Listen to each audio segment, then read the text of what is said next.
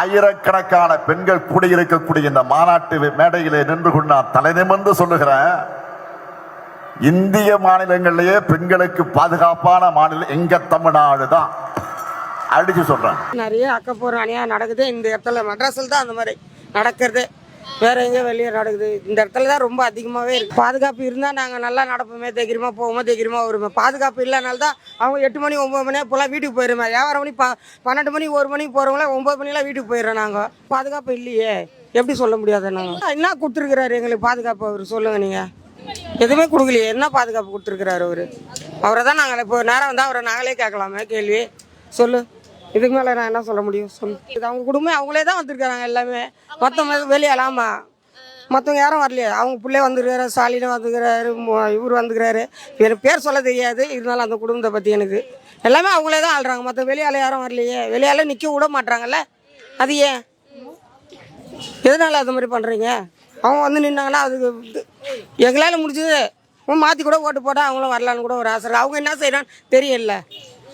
நீங்கள் மேலே நீங்கள் 2000மோ 5000மோ போகிறீங்க, எதுக்கு போடுறீங்க அந்த காசு? அந்த காசு நீங்கள் வாங்கிட்டீங்க? இல்லையே, எனக்கு வரலையே, எனக்கு வராது. ஏன்னா பென்ஷன் காசு வாங்குறதுனால வராது.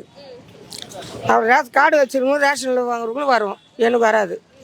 நான் இந்த காசு வாங்குறதுனால பென்ஷன் காசு 1200 வாங்குறதுனால 5000மோ வரல. இப்போ 2000 சொன்னால் அதுவும் வரல எங்களுக்கு. நிறைய அக்கப்போர் அநியாயம் நடக்குது இந்த இடத்துல. மெட்ராஸில் தான் அந்த மாதிரி நடக்கிறது, வேற எங்கேயும் வெளியே நடக்குது. இந்த இடத்துல தான் ரொம்ப அதிகமாகவே இருக்குது. பாதுகாப்பு இருந்தால் நாங்கள் நல்லா நடப்போமே, தைரியமாக போவோமே, தைரியமாக வருவோம். பாதுகாப்பு இல்லைனால தான் அவங்க 8 மணி 9 மணி இப்போலாம் வீட்டுக்கு போயிடுமே. 11 மணி 12 மணி 1 மணிக்கு போகிறவங்கள 9 மணிலாம் வீட்டுக்கு போயிடுறோம். நாங்கள் பாதுகாப்பு இல்லையே, எப்படி சொல்ல முடியாது? நாங்கள் என்ன கொடுத்துருக்குறாரு எங்களுக்கு பாதுகாப்பு? அவர் சொல்லுங்கள். நீங்கள் எதுவுமே கொடுக்கலையே, என்ன பாதுகாப்பு கொடுத்துருக்குறாரு அவர்?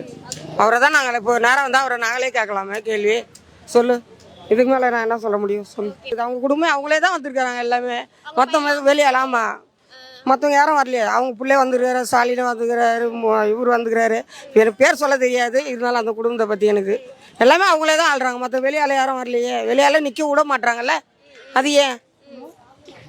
எதனால் அது மாதிரி பண்ணுறீங்க? அவங்க வந்து நின்னாங்கன்னா அதுக்கு எங்களால் முடிஞ்சது மாற்றி கூட ஓட்டு போட்டால் அவங்களும் வரலான்னு கூட ஒரு ஆசை. அவங்க என்ன செய்யறான்னு தெரியல. நீங்கள் மேலே நீங்கள் 2000மோ 5000மோ போகிறீங்க, எதுக்கு போடுறீங்க அந்த காசு? அந்த காசு நீங்கள் வாங்கிட்டீங்க? இல்லையே, எனக்கு வரலையே, எனக்கு வராது. ஏன்னா பென்ஷன் காசு வாங்குறதுனால வராது. அவர் ரேஷன் கார்டு வச்சுருக்கோம், ரேஷனில் வாங்குறவங்களும் வரும், எனக்கு வராது. நான் இந்த காசு வாங்குறதுனால பென்ஷன் காசு 1200 வாங்குறதுனால 5000மோ வரல. இப்போ 2000 சொன்னால் அதுவும் வரல எங்களுக்கு.